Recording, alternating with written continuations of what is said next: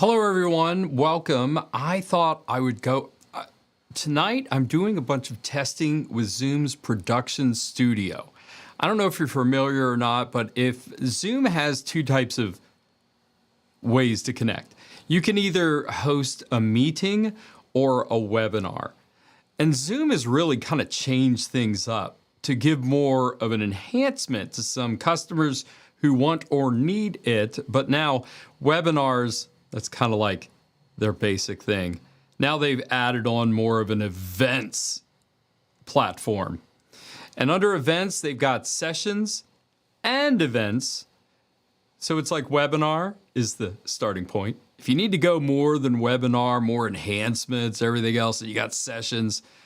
Then if you've got big like multi-day events where you need to do a lot of just heavy lifting, virtual, hybrid, or in person, then events is for you. So anyways, I didn't do that big old spiel to sell you anything with Zoom, but I'm testing out sessions.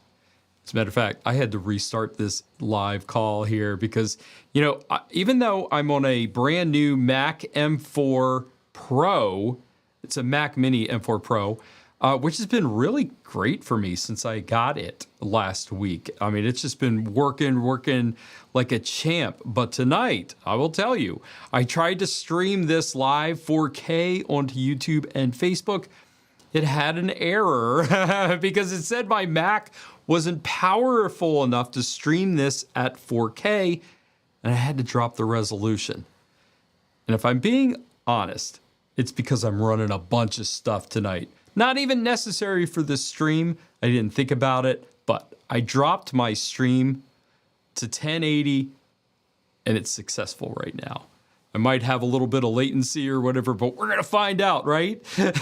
So what I'm doing, and if you've ever done Zoom meetings before, you can go through and you have limited control of what you can display with everybody else, right? So the sessions really opens it up a little bit more and unlocks something called Production Studio. Now, I'm going to take you in a little spiel here because how I'm going live and connecting to you right now, live on YouTube right now, as a matter of fact, and Facebook probably, if it didn't blow out my connection from earlier.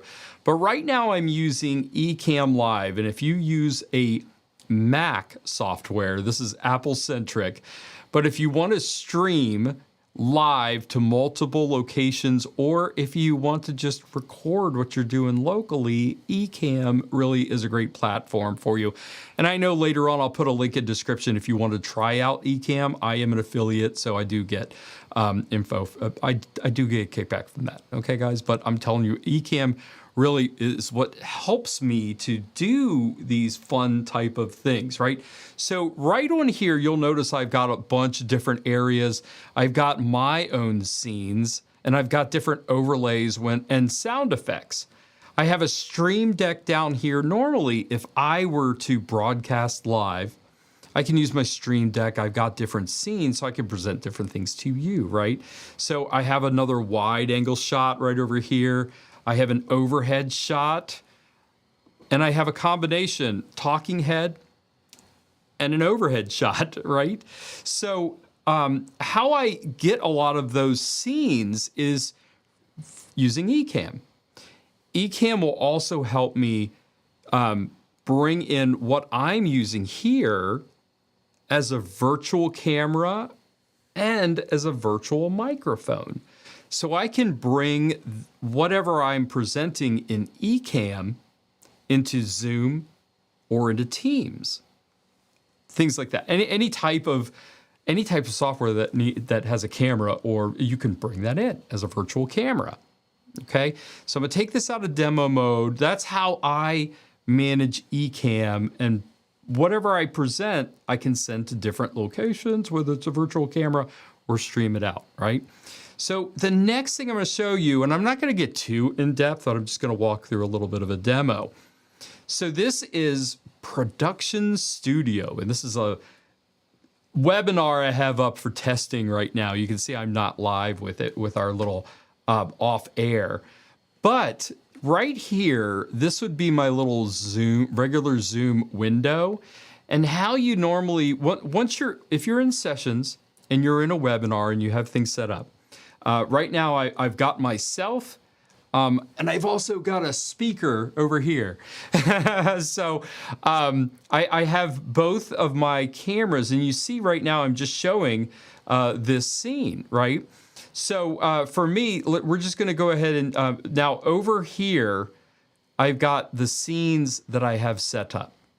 Right over here on the left-hand side. I don't know if my mouse moves over and shows.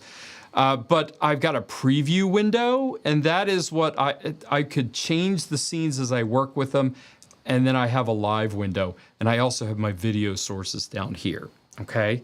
So I'm gonna go ahead and, or this isn't gonna work really well on presenting my stuff because I'm presenting this whole demo screen, but I'm just gonna focus everything on my speaker view, okay? So right now, I'm gonna drop up this scene, which is kind of a camera one up.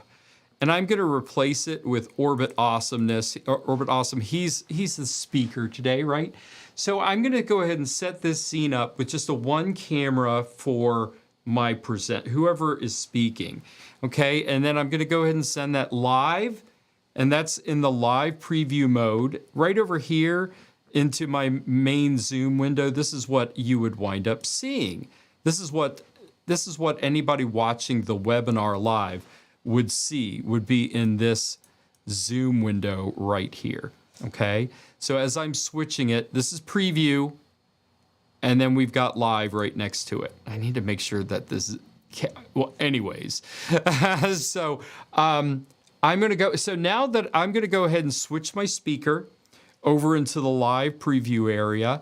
And then over in the scene area, I'm gonna grab over one of my screenshots. Let me make sure, I don't know if I can do this live, but I wanted to make sure the mouse clicks were showing when I'm doing screen shares. It does say show mouse clicks.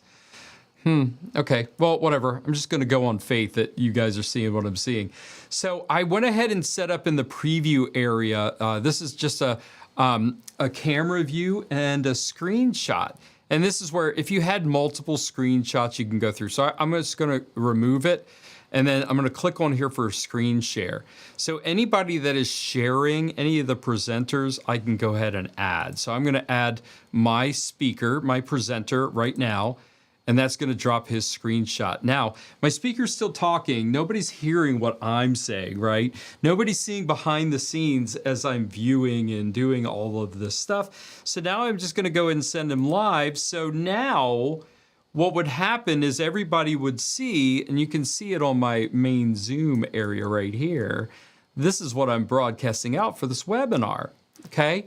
So this is it. This is my screen share. And let's say in the presentation window, I wanted to open up, this is more of a full screen share. So right now, let's say I'm just presenting whatever I'm sharing on the screen, right?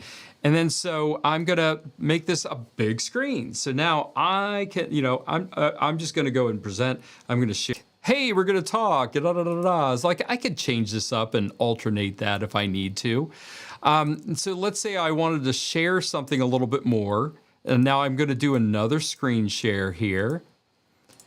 It's going to be the same one, but this time I would go ahead and use different camera placements. You might be able to see in here, we've got a little screen share, and then 3 camera placements, but I only have 2 cameras. And here are my camera sources. If I send this live, it'll actually go ahead and do the 2 images right there, and it'll line it up just perfectly.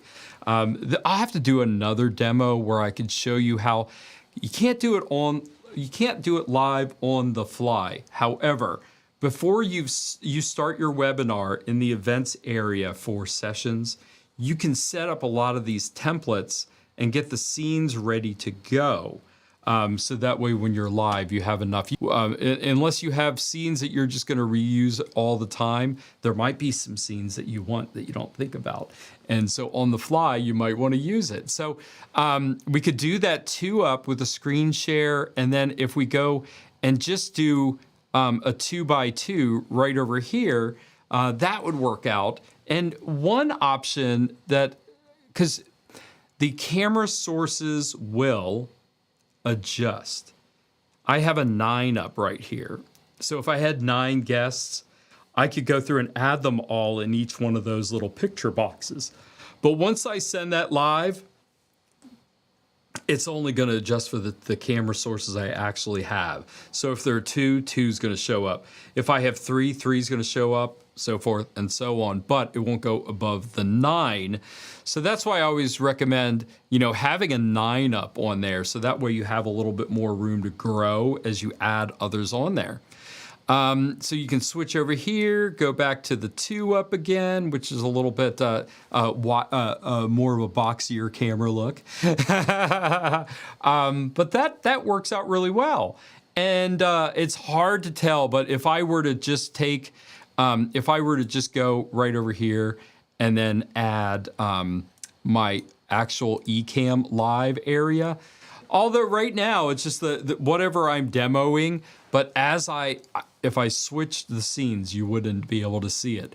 But if I was just doing the live webinar using Ecamm as my virtual camera and not sharing the screen to demo everyone, then I could change some of my different cameras and everything else, and that is what you would wind up seeing over here. Yeah,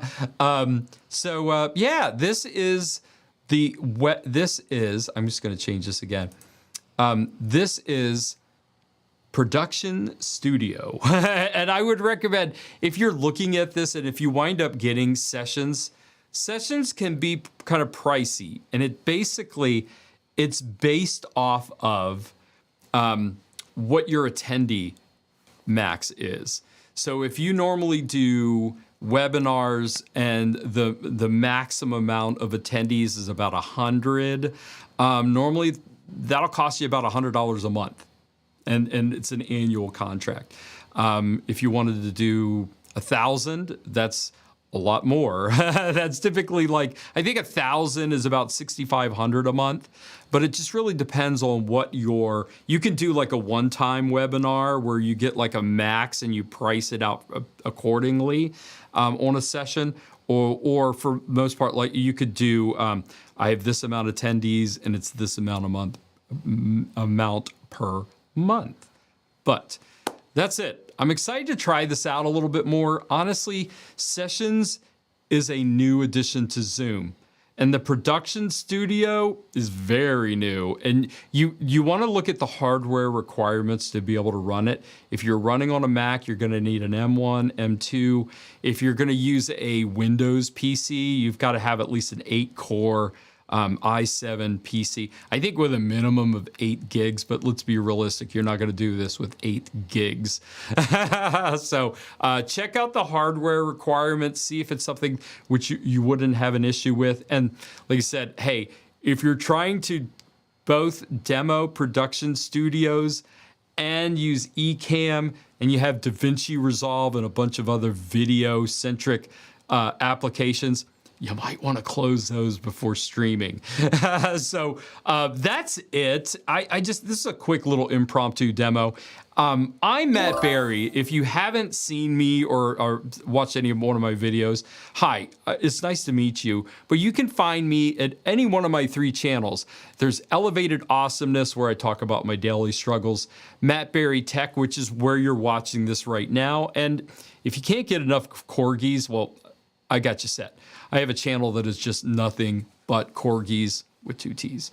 So feel free to check me out. And yeah, that's it. If you have any comments or questions about Zoom sessions, is this something that might be right for you? Have you heard about it, but never seen Production Studio before? About it, I've only seen a couple videos out that demos it. So anyways, that's it. I just wanted to do this quick live. Everybody have an awesome evening. See ya.